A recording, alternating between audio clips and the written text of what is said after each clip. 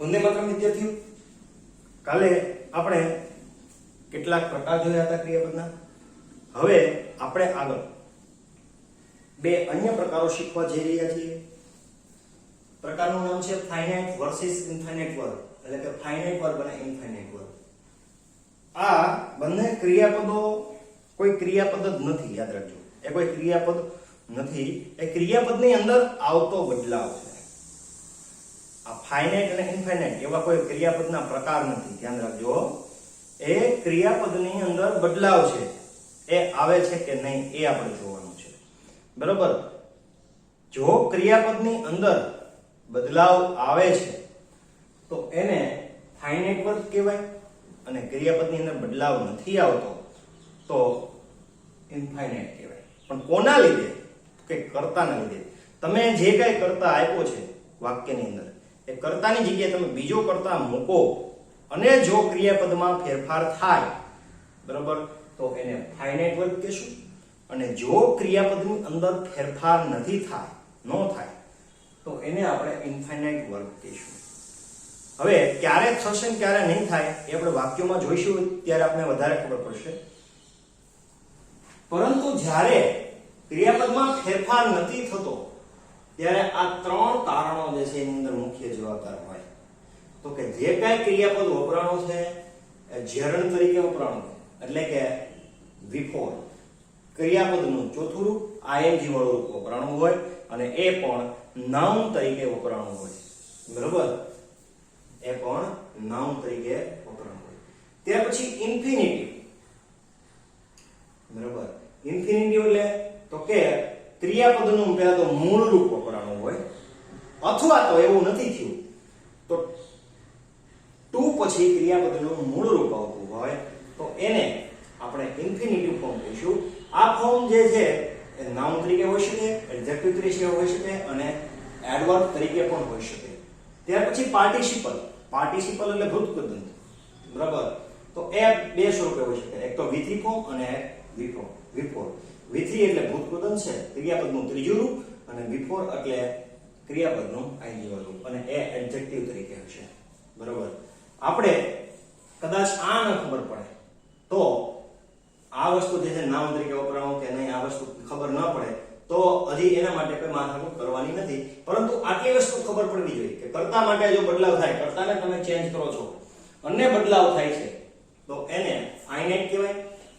કર્તામાં બદલાવા છતાં પણ ક્રિયાપદમાં બદલાવ ન થાય તો એને ઇન્ફાઇનાઇટ કહેવાય. આટલી વસ્તુ મેઇન છે, તમને એટલી વસ્તુ ખબર પડી જવી જોઈએ, બરોબર. હવે આપણે વાક્ય તરફ જઈએ. પહેલું વાક્ય છે I go to temple every day. હું દરરોજ મંદિરે જાઉં છું. આ મેં મારા પોતાના માટે વાત કરી કે I go to temple every day, બરાબર. હવે જો અહીંયા I ની જગ્યાએ હું he કરું તો બદલાવ ક્યાં થશે? જોજો, આ go નું શું થઈ જશે? goes થઈ જશે. to temple. બાકીનું વાક્ય જે છે એમાં કોઈ પણ પ્રકારનો ચેન્જીસ નહીં થાય. ફક્ત કેટલામાં પડ્યો? આટલામાં. તો અહીંયા જે પહેલું વાક્ય છે એની અંદર, આ વાક્યની અંદર ગો જે છે એ ક્યાં તરીકે છે? ફાઇનાઇટ વર્બ તરીકે છે. એવું જરૂરી નથી કે કોઈ પણ વાક્યની અંદર ગો છે જે ફાઇનાઇટ વર્બ તરીકે આવે. ના, આવું ક્યારેય સમજવું નથી. અહીંયા તો ખાલી એટલું જ સમજવાનું છે ક્રિયાપદમાં બદલાવ આવે છે કે નહીં. આ કોઈ, મેં તમને કીધું કે ક્રિયાપદનો પ્રકાર નથી, યાદ રાખજો. ક્રિયાપદનો પ્રકાર નથી. કર્તાને લીધે ક્રિયાપદમાં કોઈ ફેરફાર થાય છે કે નહીં, ખાલી આટલું જ નોટ કરવાનું છે, બરોબર. એટલે અહીંયા આ સમયે, ફક્ત આ જ સમયે, આ જ વાક્ય માટે ગો જે છે એ કેવું છે? તો કે ફાઇનાઇટ વર્બ તરીકે કામ કરે છે. અહીંયા કર્તા બદલાય એટલે ક્રિયાપદ બદલાય છે, બરોબર. તો આ વાક્ય જોયું. ત્યાર પછી બીજું વાક્ય જોયું. I want to meet him. મારે તેને મળવું છે, બરાબર. મારે તેને મળવું છે. બે ક્રિયા છે અહીંયા, બરાબર. મારે તેને મળવું છે, આવું જ્યારે હું બોલું છું ત્યારે એમાં ઈચ્છા હોય. શું હોય? ઈચ્છા. મારે તેને મળવું છે તો ઈચ્છા હશે. તો ઈચ્છા માટે અહીંયા want વપરાણું છે મિત્રો. એ પણ ક્રિયાપદ છે, કારણ કે પહેલા ઈચ્છા થવી અને ત્યાર પછી તમે મળી શકો છો, બરાબર. તો બે ક્રિયાપદ વપરાણા છે. હવે જો અહીંયા હું he કરું તો શું ફેરફાર થાય છે મિત્રો એ નોટ કરજો. તો he wants ખાલી પેલા જ ક્રિયાપદમાં ફેરફાર થાય છે, બીજું ક્રિયાપદ જે છે એમનું રહે છે. બરોબર, I wants to meet him. તો આમાં જે છે એ ફેરફાર જોવા મળ્યો તમને. બરાબર, તો આ જે છે એ ફાઇનાઇટ વર્ડ છે, પણ આ ટુ મીટ મળવું જે છે એમાં કોઈ પણ પ્રકારનો ફેરફાર થયો નહીં. બરાબર, એટલે એ ઇનફાઇનાઇટ વર્ડ છે, એને એમાં કઈ રીતે વપરાણું છે એ નક્કી કરવું હોય તો અહીંયા ટુ અને આ જે ક્રિયાપદનું છે એ મૂળરૂપ છે. તો કે 2 + v1 એટલે કે ઇનફાઇનાઇટ ફોર્મ તરીકે અહીંયા આ વસ્તુ વપરાણી છે. બરાબર છે, ઇનફાઇનાઇટ ફોર્મ બરાબર તરીકે ઇનફાઇનાઇટ વર્ડ વપરાણું છે.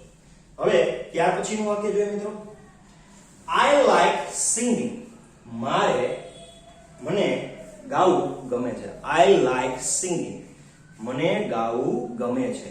બરાબર, દાખલા તરીકે અહીંયા I ની જગ્યાએ હું he કરું. બરાબર, તો he માં શું થઈ જશે? He likes. હવે કોકને એમ થતું છે ભાઈ દર વખતે he કરવું તે આ થાય she કરો. મારું નામ લખી ગયું કાર્તિક. એક વચન રાખશો ત્રીજો પુરુષ આ વાક્યની અંદર, he she કે it માનો કોઈ પણ, તો અહીંયા જે છે રૂપમાં ફેરફાર થશે. she likes singing. તો અહીંયા લાઈક છે એમાં ચેન્જીસ જોવા મળે છે કે અહીંયા s લાગી ગયો, ક્રિયાપદની અંદર ચેન્જ આવ્યો એટલે અહીંયા ફાઇનાઇટ વર્બ તરીકે લાઈક કામ કરે છે, પણ સિંગિંગ એટલે ગાવું એમાં કોઈ પણ પ્રકારનો ફરક પડતો નથી. અહીંયા સિંગિંગ જે છે એમાં ફરક પડ્યો નહીં, એટલે આ જે છે એ ઇનફાઇનાઇટ છે, આ જે છે એ ફાઇનાઇટ છે. બરાબર, એક વસ્તુમાં હું ચેન્જ કરું છું. બરાબર, અને ચેન્જ એવો કરું છું કે તમને એમાં વધારે ક્લિયર થાય એટલા માટે હું અહીંયા બોક્સની પદ્ધતિ બદલાઈ નાખું છું. બરાબર, અને આ રીતે બોક્સ કરી દઉં છું. ઇનફાઇનાઇટ વિશે એમાં સ્ક્વેર કરેલો છે. બરાબર, ઇનફાઇનાઇટ માટે આના માટે હું સર્કલ કરું છું અને આના માટે હું સ્ક્વેર કરું છું. તો આ ઇનફાઇનાઇટ છે. બરાબર, અહીંયા કોઈ પણ પ્રકારનો ચેન્જીસ જોવા મળ્યો નહીં. હવે ઇનફાઇનાઇટ ની અંદર ત્રણ પ્રકાર છે, એમાંથી આ કયો તો કે ખાલી સિંગિંગ છે. સિંગિંગ એટલે પાર્ટિસિપલ તરીકે વપરાય, મને ગાવું ગમે છે. બરાબર, તો આમ ગણીએ તો નાઉન ફોર્મ છે આ તરીકે વપરાય, મને ગાવું ગમે છે. ગાવું એટલે ગમે છે, એમાં કોઈ આમ ગણીએ તો કોઈ ક્રિયા તરીકે નથી, પણ જે ક્રિયાપદ છે એ નામ તરીકે વપરાઈ ગયું. બરાબર, હવે એ તમે નાઉન ચેપ્ટર ફરીવાર જો રિફર કરશો તો તમને એમાં જોવા મળશે આ વસ્તુ. ત્યાર પછી we should earn to live life. મેં પહેલા કીધું કે આપણે જો આ વસ્તુમાં ખબર નથી પડતી તો આપણે એમાં પડવાનું થતું નથી. એટલે before અહીં આવે છે, before અહીં આવે છે, આ એડજેક્ટિવ છે, આ નાઉન આવે છે. આ વસ્તુ ઇન ડિટેલમાં આપણે જવાની જરૂર નથી. આપણે ખાલી એટલું જ યાદ રાખશું કે ક્રિયાપદને લીધે કર્તાને લીધે ક્રિયાપદમાં બદલાવ આવે છે કે નહીં, ખાલી આટલું જ જોઈશું. બરાબર, ઇન ડિટેલમાં જવાની જરૂર નથી. હવે આ વાક્યની અંદર જુઓ, we should earn to live life. આપણે જીવવા માટે પૈસા કમાવવા જોઈએ. આપણે જીવવા માટે પૈસા કમાવવા જોઈએ. બરાબર, તો આ જે વાક્ય છે એમાં શું થશે? બરાબર રીતે ધ્યાન રાખજો. આપણે જીવવા માટે પૈસા કમાવવા જોઈએ. should એ ક્રિયાપદ છે, earn પણ ક્રિયાપદ છે, to live એટલે ક્રિયાપદ છે. ત્રણ ક્રિયાપદ મેં બતાવ્યા. આની અંદરની વસ્તુ જોઈએ. દાખલા તરીકે એક કરતા હું ફેરવી નાખું. દાખલા તરીકે અહીંયા હું everyone કરી નાખું, દરેક કરી નાખું. બરોબર, તો everyone should earn to live life. દરેક વ્યક્તિએ જીવન જીવવા માટે કમાવવું જોઈએ. બરોબર, કર્તામાં ચેન્જીસ કર્યો મેં. આ કર્તા જે છે એની અંદર મેં આમાં ચેન્જ કર્યો. should નો should જ રહ્યું, should નો should જ રહ્યું, earn નો પણ earn જ રહ્યું, to live નો પણ to live જ રહ્યું. તો આને આપણે કેવું ફોર્મ કહીશું? તો કે ત્રણે ત્રણ ઇન્ફાઇનાઇટ વર્બ તરીકે વપરાય છે. અહીંયા એક પણ ફાઇનાઇટ વર્બ છે નહીં, બરાબર, કારણ કે ક્રિયાપદના બદલાવથી કોઈ પણ પ્રકારનો ફેરફાર નોંધાણો નથી, બરાબર. તો આગળ જોઈએ. આ વાક્ય છે he doesn't like crying baby. તેને રડતું બાળક ગમતું નથી. he doesn't like crying baby. તેને રડતું બાળક ગમતું નથી, આવું આપેલું છે, બરાબર. તો આની અંદર શું જોયું હતું? આ બધા સ્ક્વેર છે, બરાબર, એટલે કે ઇનફાઇનાઇટ વર્બ તરીકે વપરાણા છે, બરાબર. આ શુડ છે ઇનફાઇનાઇટ વર્બ. અર્ન આની અંદર અર્ન આ ટુ આની અંદર ready. he doesn't like crying baby. તેને રડવું ગમતું નથી. તેને રડવું ગમતું તેને રડતું બાળક ગમતું નથી. Sorry, my mistake. he doesn't like crying baby. તેને રડતું બાળક ગમતું નથી. હવે જો અહીંયા he ની જગ્યાએ જો હું I કરું તો મિત્રો જોજો ફેરફાર શું થાય છે. does નો થઈ ગયો don't. અહીંયા like નો like જ રહેશે, કોઈ પણ પ્રકારનો ફેરફાર નહીં થાય. crying baby. તો ફેરફાર ખાલી આની અંદર જોવા મળ્યો, એટલે આ જે છે એ ફાઇનાઇટ વર્બ તરીકે છે. આ જે છે like,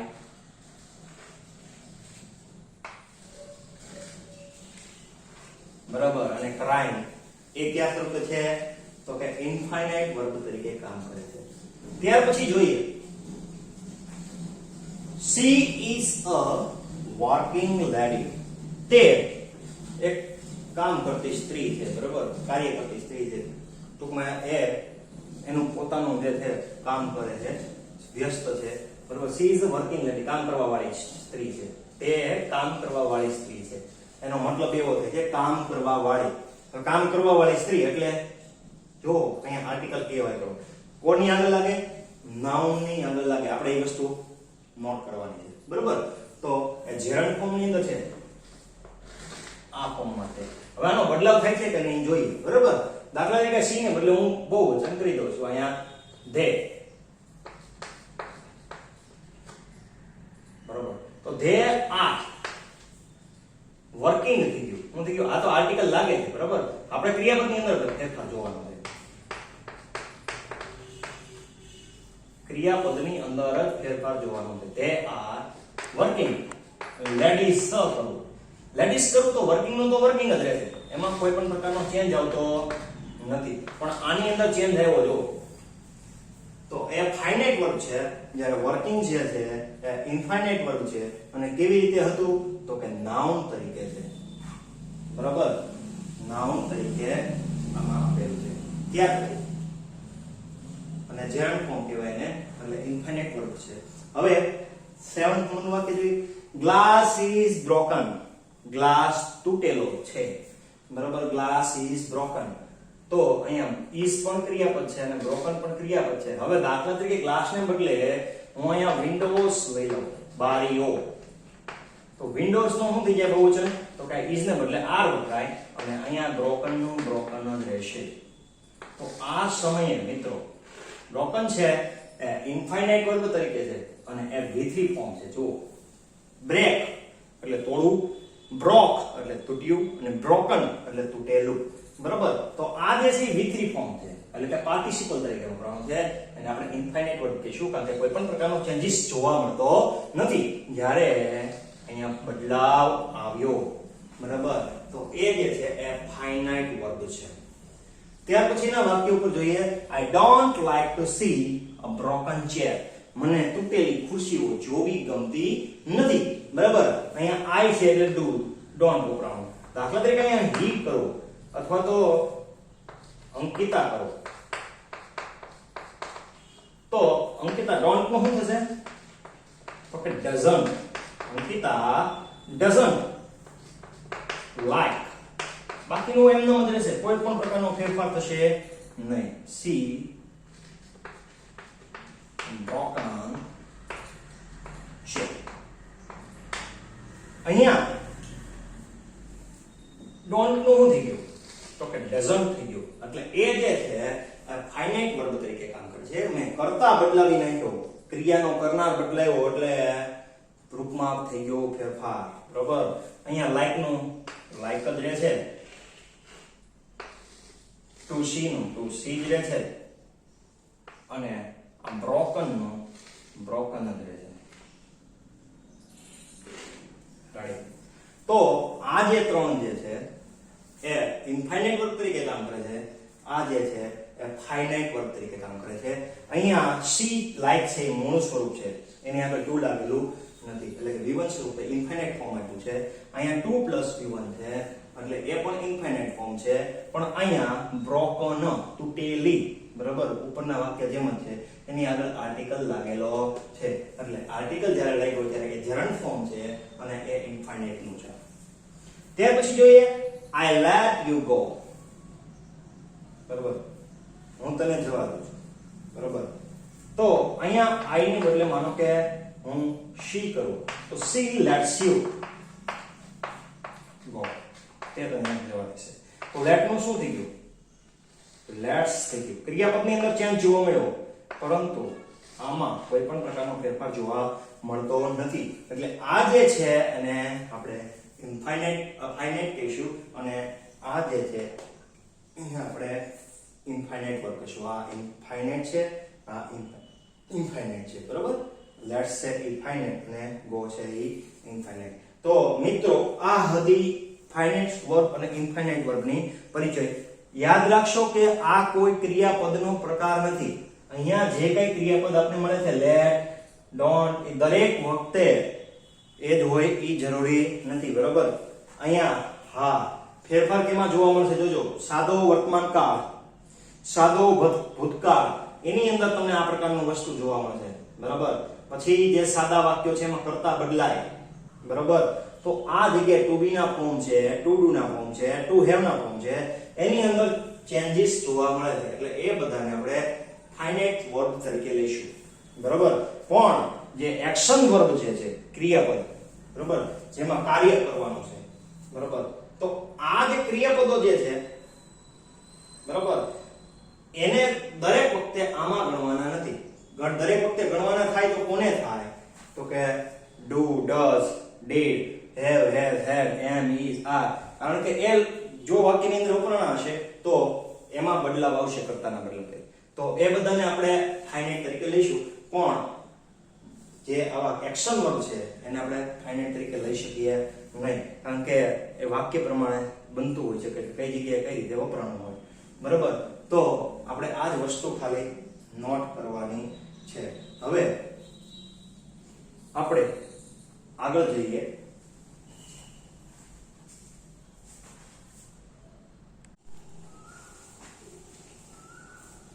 હવે ત્યાર પછીનો મિત્રો છે કમ્પાઉન્ડ વર્બ. કમ્પાઉન્ડ વર્બ એટલે કે સંયોજિત ક્રિયાપદ. કુલ 3 પ્રકારે આ ક્રિયાપદ છે, જેમાં 2 થી વધારે શબ્દોનું મિશ્રણ થાય છે. કઈ રીતે થાય છે જોઈએ. તો પેલું વર્બ, એની સાથે ઓક્ઝિલરી વર્બ આવે, જે આપણે જોઈ ગયા હતા શરૂઆતની અંદર જ ઓક્ઝિલરી વર્બ, બરોબર. તો એ વર્બો જે છે એ અને જે એક્શન વર્બ છે એ બે ભેગા થાય તો એ જે બને છે એને કમ્પાઉન્ડ વર્બ કહેવાય છે, સંયોજિત ક્રિયાપદ, બરાબર. એટલે કે આઈ એમ પ્લેઇંગ, હું રમું છું. she is playing, તે રમી રહી છે. a test had taken, test લેવાઈ ગઈ છે. you should stop, તારે અટકી જવું જોઈએ. I have been working since 1995, હું 1995 થી કામ કરું છું. તો અહીંયા જે is છે ઓક્ઝિલરી છે, વર્બમાં પ્લેઇંગ નો ઉપયોગ કર્યો ઓક્ઝિલરી તરીકે, હેડ, શુડ, હેવ, આ બધા ઓક્ઝિલરી છે. આ મોડલ આપણે શીખી ગયા હતા, બરાબર. તો આ ઓક્ઝિલરી વર્બ છે અને આ જે છે એક્શન વર્બ છે, બરાબર, એનો આપણે પરિચય મેળવ્યો હતો. તો આ રીતે જે ક્રિયાપદો આવે છે એને આપણે કમ્પાઉન્ડ વર્બ કહી શકીએ છીએ. ફ્રેઝલ વર્બ, ફ્રેઝલ વર્બ એટલે જેની અંદર વર્બ વત્તા પ્રેપોઝિશન હોય. સૌથી ગ્રામરની અંદર ક્રિયાપદનું વધારે ઇમ્પોર્ટન્ટ હોય તો એક આ ક્રિયાપદ અને જે આપણે એક્શન વર્બ છે. આ બધી વસ્તુઓ જે છે આગળ જે આપણે શીખી, બરાબર, એ સ્પર્ધાત્મક પરીક્ષાઓ તરીકે કામ લાગે. પરંતુ આ જે છે એ તો લાગશે જ, પણ અહીંયા એક વસ્તુ ખાસ નોંધ કરવા જેવી છે તો કે ગેટ એટલે મેળવવું થાય, પરંતુ જો આ ગેટ ની પછી અલગ અલગ ક્રિયાપદ લાગે, તો અલગ અલગ પ્રેપોઝિશન લાગે, જે પ્રેપોઝિશન, દાખલા તરીકે ઇન એટલે અંદર, ઓન એટલે ઉપર, અંડર એટલે નીચે, આવા બધા કોઈ પ્રેપોઝિશન છે. એ જો ક્રિયાપદની પાછળ લાગે તો એનો મતલબ આખો ફેરવી નાખે મિત્રો. યાદ રાખજો, ગેટ એટલે મેળવવું થાય છે, પણ આની પાછળ જો કોઈ પણ પ્રેપોઝિશન લાગે છે તો એનો આખે આખો મતલબ ફેરવી નાખે છે. ગેટ એટલે મેળવવું. પણ જો ગેટ અવે, અવે એટલે દૂર થવું એવું છે. બરાબર, ગેટ અવે એનો મતલબ છુટકારો મેળવો. અવે એટલે દૂર જવું, અવે એટલે દૂર, ખાલી એટલું જ બતાવે, અવે એટલે દૂર. પણ ગેટ અવે એટલે છુટકારો મેળવો. ગેટ અલોંગ એટલે સહમત થવું. ગેટ અલોંગ એટલે સહમત થવું. કોકની હારે સહમત થઈ જાઓ, હા કે ના પાડો, તમે એની હારે જોડાઈ જાઓ. બરોબર, એ સહમત થવું. ગેટ ઇન એટલે એકઠું કરવું, બધા ભેગું કરીએ. ગેટ ઇન એટલે એકઠું કરવું. ગેટ ઓફ એટલે છટકી જવું.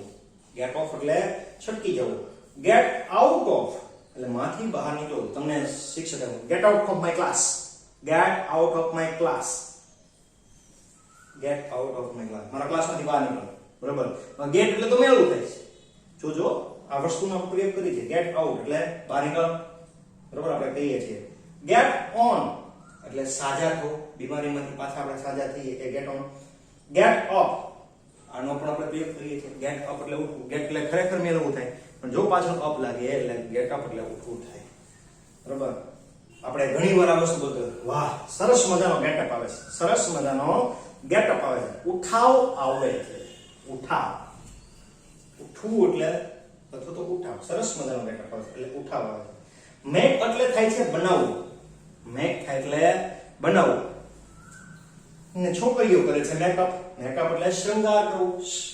બરોબર, મોઢાને સજાવે. મેકઅપ શૃંગાર કરવું. મેક આઉટ એટલે કોઈ પણ વસ્તુનો ખ્યાલ આપવો એને કહેવાય છે મેકઅપ. તો આ બીજું ફોર્મ જોયું કે જેની અંદર ક્રિયાપદ છે અને એની પાછળ અલગ અલગ પ્રકારના પ્રેપોઝિશન લાગે તો એનો અર્થ બદલાઈ જાય છે. બરોબર, તો અલગ રીતે સંયોજિત થાય છે. હવે અહીંયા જોઈએ ત્રીજું છે કમ્પાઉન્ડ વર્ડ. અલગ અલગ શબ્દો હોઈ શકે છે. બરોબર, આનો મેં અહીંયા 3 જ ઉદાહરણ આપ્યા છે. તમને પીડીએફ ની અંદર લિસ્ટ જોવા મળશે થોડાક વધારે. તો અહીંયા જુઓ, કિક એટલે લાત મારવી થાય, સ્ટાર્ટ એટલે શરૂ કરવું થાય, પણ કિક સ્ટાર્ટ એટલે કિક થી શરૂ કરવું. આ બે ભેગા શબ્દો સંયોજાય અને આ રીતે શબ્દો બને છે. ફ્લાય એટલે ઉડવું થાય. અહીંયા બાય એટલે દ્વારા એક પ્રેપોઝિશન છે, પણ અહીંયા ફ્લાય બાય નો મતલબ જોજો શું થઈ જાય. ફ્લાય બાય એટલે અવકાશમાં ઉડાન ભરવી. બરાબર, કાર્બન એટલે એક નામ છે. બરાબર, વસ્તુનું નામ છે. કોપી પદાર્થનું નામ છે. કાર્બન એટલે બરાબર એક એલિમેન્ટ છે. કોપી એટલે ઉતારો મારો. કાર્બન કોપી એટલે સહીથી છાપવું. બરોબર, તો અહીંયા પણ અમુક અતા અંશે શબ્દો જે છે એનો ખ્યાલ મળી જાય છે અને થોડોક અર્થ છે બદલાઈ જાય. બરોબર, તો આવા જે ક્રિયાપદો છે, બરોબર, કમ્પાઉન્ડ વર્ડ તરીકે જે આવે છે તે આપણે કમ્પાઉન્ડ વર્ડ તરીકે જોઈશું. તો આની અંદર આપણે 3 પ્રકાર જોયા. આના વધારે ઉદાહરણ તમને પીડીએફ માં જોવા મળશે.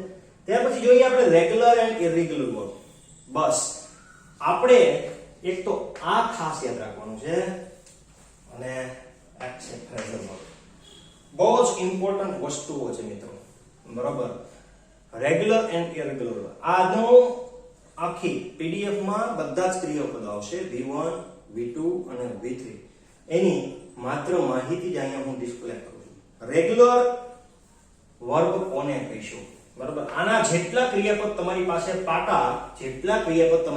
પાકા, બરોબર, એટલું જ તમારું અંગ્રેજી પાવરફુલ થાય. એટલે કે શબ્દ ભંડોળ તો જોઈએ જ. શબ્દ ભંડોળ વગર ઇંગ્લિશ ના આવે. બરાબર, તો ક્રિયાપદનું જે મૂળ રૂપ છે એને આપણે V1 કહીએ છીએ. ભૂતકાળનું રૂપ છે ને V2 કહીએ ને ભૂતકાળનું રૂપ હોય એને V3 કહીએ. હવે જો ક્રિયાપદના V1 ના રૂપની પાછળ ફક્ત ed લગાવવાથી જ V2 અને V3 મળી જતા હોય તો આ આસાન ભરું કામ થઈ જાય છે. એટલે એ નિયમિતતા બતાવે છે. તો એને રેગ્યુલર કહીશું આપણે. શું કહીશું? રેગ્યુલર. તો જે ક્રિયાપદની પાછળ ફક્ત ed લગાડવાથી કામ થઈ જાય છે અને V2 V3 બની જાય છે તો એને આપણે રેગ્યુલર રૂપ કહીશું. પણ ઘણા ક્રિયાપદો એવા છે કે ત્રણેય રૂપ એના અલગ હોય તો એને આપણે ઇરેગ્યુલર વર્બ કહીશું. બરાબર, એને અનિયમિત રૂપો કહીશું. દાખલા તરીકે અહીંયા ઉદાહરણ તરીકે હું શું સમજાવું કે પ્લે એટલે રમવું થાય. આ V1 છે. V2 જોજો તો કે પ્લેડ, ખાલી ed લગાડવાનું છે. V3 માં પણ સેમ ઈડિટ લગાડવાનું છે. તો અહીંયા ફક્ત ઈડિટ લગાડવાથી આપણું કામ બની જાય છે. તો આ જે છે પ્લે આ રેગ્યુલર વર્બની અંદર સમાવેશ કરવાની અંદર રેગ્યુલર વર્બની અંદર સમાવેશ થાય. હવે આ ક્રિયાપદ તમે જોઈ ગયા છો. ગો એટલે જવું થાય, વેન્ટ એટલે ગયા થાય, અને ગોન એટલે ગયેલા થાય. ત્રણેય રૂપ અલગ અલગ છે. તો આ ત્રણેય રૂપ તો ફરજિયાત પાકા કરવા પડે. શું કામ? કારણ કે આની અંદર કોઈ પણ પ્રકારની રેગ્યુલારિટી નથી. તમારે ખાલી આવા જે ક્રિયાપદ છે એમાં તો ખાલી હું યાદ રાખવાનું, પ્લેની પાસે ખાલી ઈડી લાગે, ખાલી એટલું જ યાદ રાખવાનું. પણ આ તો ફરજિયાત પ્રમાણે તમારે યાદ રાખવા પડે, યાદ રાખવા જ પડે. બરાબર? તો આ હતી રેગ્યુલર અને ઇરેગ્યુલર વર્બની વાત. રેગ્યુલર વર્બની અંદર પાછળ ફક્ત ઈડી લાગે છે, ઇરેગ્યુલર ની અંદર ત્રણેય ફોર્મ કેવા હોય છે? અલગ અલગ હોય છે. બરાબર? તો અહીંયા આપણો વર્બ ટોપિક પૂરો થાય છે. આની જે કઈ પીડીએફ ધોરણ પ્રમાણે હું જે રીતે મોકલું, બરાબર, એ રીતે લખવાની થશે. બરાબર? આપણે અહીંયા જે કઈ વસ્તુ સમજી એને બરોબર દિલથી ઉતારજો, વિડીયોને રિવાઇન્ડ કરજો. લાઈફની અંદર ખૂબ જ વસ્તુ ઉપયોગી છે. ઓકે, જય હિન્દ, જય ભારત.